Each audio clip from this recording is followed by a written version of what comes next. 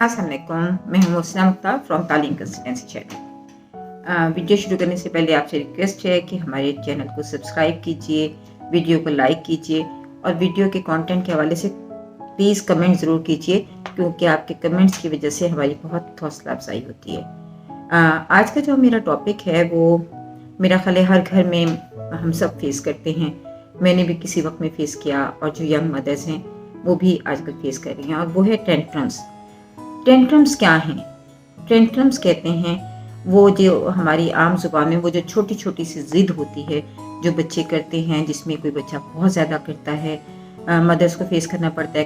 कभी कोई ज़मीन पे गिर जाता है, कभी कोई चीख चीख के रोता है, कभी कोई चीज़ें फेंक देता है। These all are called tantrums. अच्छा, हमें समझने की ज़रूरत है कि ऐसा क्यों है, ये छोटे बच्चों में ये क्यों होता है। जब हमें ये मालूम हो जाएगा कि इसकी वजह क्या है तो यकीनन हम उन पर काबू भी पा सकेंगे। तो इसके जो आप कह लीजिए कि ये एक कम्युनिकेशन टूल है बच्चों का। वो आपको लैंग्वेज के ज़रिए नहीं समझा सकते, उनके ज़ख़ीरे अल्फाज इतने नहीं होते, उनकी वोकैबुलरी डेवलपमेंट नहीं होती, तो वो आपको ये नहीं बता सकते कि वो क्या चाहते हैं।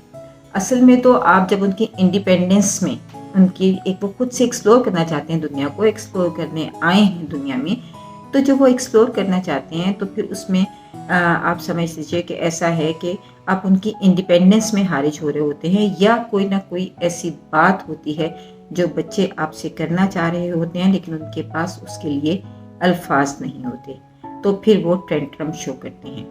अच्छा, टेंट्रम शो करने में कभी कभार ये भी होता है कि वो कोई ज़िद कर रहे होते हैं, कोई चीज़ मांग रहे होते हैं।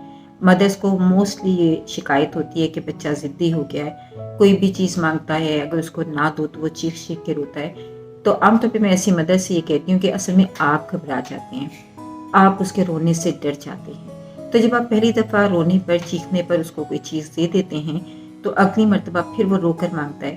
अगर उस वक्त आपका मूड नहीं होता, आप थोड़ी देर डिले करते हैं, तो उसका रोने का रेशो बढ़ता जाता है, और फिर वो जो चीज़ आपने पहले 1 मिनट के रोने पे दी थी वो आपको 10 मिनट के रोने पर देनी पड़ेगी। और यही एक कह लीजिए कि इसका तरीक़ाकार है उसके रोने को बढ़ाने का और आपकी पेशेंस को चेक करने का। आप क्योंकि पहली मर्तबा घबरा कर दे देते हैं, उसके रोने से परेशान होकर दे देते हैं, तो जब दोबारा आप नहीं देना चाहते तो वो अपने रोने का पीरियड बढ़ाता है और आप अपने पेशेंस लेवल को चेक करते हैं और आखिर आप उसको वो चीज़ दे देते हैं।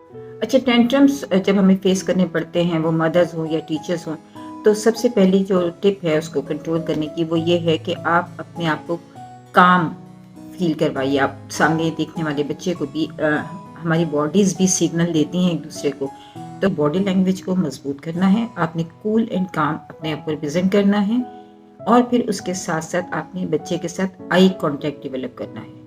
बच्चे अपने इमोशंस की हैंडलिंग इससे सीखते हैं, और जब वो अपने इमोशंस के ऑल्टरनेट पे जाते हैं, चॉइसेस के ऑल्टरनेट पे जाते हैं और इमोशंस को कंट्रोल करना सीखते हैं, तो एक्चुअली ये उनकी हैबिट डेवलप हो जाती है। जो आपको एक बड़ा क्लियर सा एक आपको स्टेप उठाना है वो ये है कि कुछ बाउंड्रीज आपको तय करनी है। तो बहुत सोच समझ कर नो कहें, ना तो हर बात पर यस होना चाहिए और ना ही हर बात पर नो होना चाहिए। कुछ बाउंड्रीज सेट कीजिए और उन बाउंड्रीज पर कायम रहिए।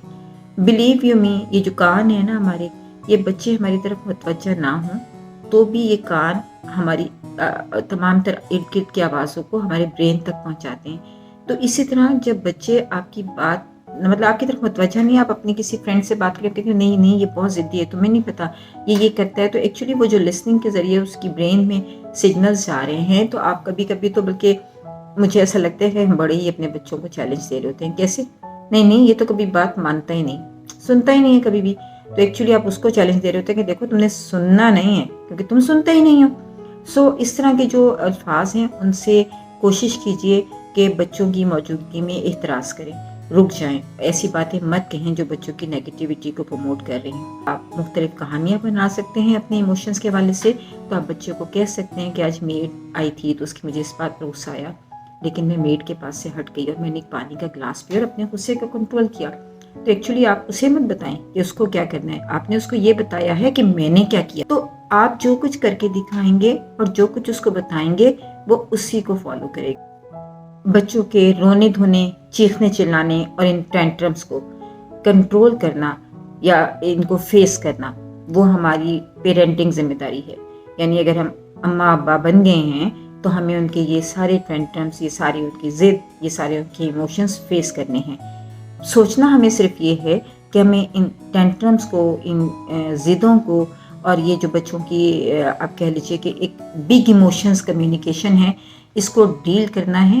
اور کیونکہ اس کی وجہ یہ ہے کہ یہ ان کی ڈیولپمنٹ کا حصہ ہے، یہ ان کی ایموشنل ڈیولپمنٹ کا حصہ ہے، یہ ان کی برین ڈیولپمنٹ کا حصہ ہے، یہ ان کی ہیبٹس ڈیولپ ہو رہی ہیں، اس لیے وہ اپنے ایموشنز کا اظہار کرتے ہیں تھرو کرائم، تھرو ٹرینٹ۔ وہ زمین پر گر کے بتا سکتے ہیں آپ کو، کیونکہ ٹینٹرم اسپیشلی آپ اسی کو کہتے ہیں جب بچہ ایک بہت چیخ کے کوئی بات کہتا ہے، زمین پہ گر جاتا ہے، کوئی چیز پھینک دیتا ہے، تو آپ کو یہ وہ اس کے اتنے بگ ایموشنز ہیں جو اس کو خود سمجھ نہیں آ رہی کیسے کنٹرول کرنے ہیں۔ تو یہ آپ نے ہی اس کو بتانا ہے کہ اس کو کیسے کنٹرول کرنا ہے، اور اس میں نصیحتیں برائے مہربانی بٹھا کے سمجھانا بہت دیر تک وہ بالکل اتنا افیکٹو نہیں ہو سکتا جتنا کہ آپ کی چھوٹی چھوٹی سی کہانیاں جن میں آپ انڈائریکٹ میسیج دے رہے ہوں، بچوں کو کرنے کو نہ کہہ رہے ہوں بلکہ بچوں کو یہ بتا رہے ہوں کہ میں نے یہ کیا۔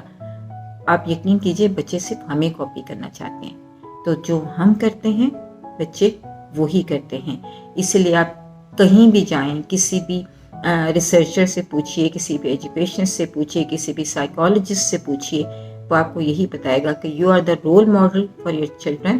تو اپنے بچوں کے لیے رول ماڈل بنیے، ان کو یہ کوشش مت کیجیے کہ سکھائیں سمجھائیں، ان کے استاد آپ ہیں لیکن اپنی کہانیاں سنانے سے۔ آپ اپنی کہانیاں سنائیے، اپنی ایکسپیرینسز بتائیے، اور اپنے ایکسپیرینسز بتاتے بتاتے جو آپ ان سے کروانا چاہتے ہیں اس کو اس میں شامل کر لیجیے۔ آپ دیکھیں گے کہ بچے خود بخود اس چیز کو اپنی زندگی میں، عادتوں میں شامل کرتے چلے جائیں گے۔ بس ضرورت ہے ہمیں سمجھنے کی۔